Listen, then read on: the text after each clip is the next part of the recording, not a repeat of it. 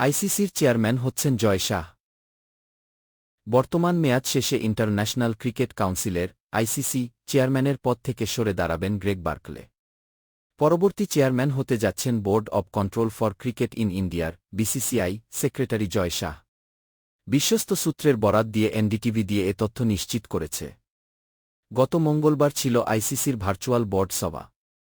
এই সভার পরই সংবাদ বিজ্ঞপ্তিতে জানানো হয় নভেম্বর পর্যন্ত আইসিসির চেয়ারম্যান পদে থাকবেন বার্কলে।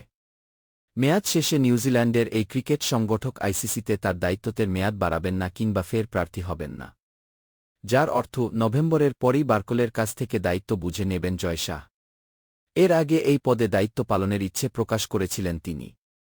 এছাড়া ইংল্যান্ড ও অস্ট্রেলিয়া ক্রিকেট বোর্ডের কর্তারাও জয় শাহকে সমর্থন দিয়েছেন বলে জানিয়েছে এনডিটিভি। আইসিসির বর্তমান পরিচালকদের আগামী ২-৭ আগস্টের মধ্যে পরবর্তী চেয়ারম্যান হওয়ার জন্য মনোনয়নপত্র জমা দিতে হবে। এক্ষেত্রে যদি কেবল একজন প্রার্থীই থাকেন তাহলে নির্বাচন ছাড়াই নির্বাচিত হবেন তিনি। আর যদি একাধিক প্রার্থী থাকে তাহলে ১ ডিসেম্বর নতুন চেয়ারম্যানের মেয়াদ শুরু হওয়ার আগে একটি নির্বাচন অনুষ্ঠিত হওয়ার কথা রয়েছে। এই মুহূর্তে জয় শাহ ছাড়া আর কোনো প্রার্থী নেই, যে কারণে নির্বাচনের আগেই ৩-৫ বছর বয়সী জয় শাহর চেয়ারম্যান হওয়া অনেকটাই নিশ্চিত।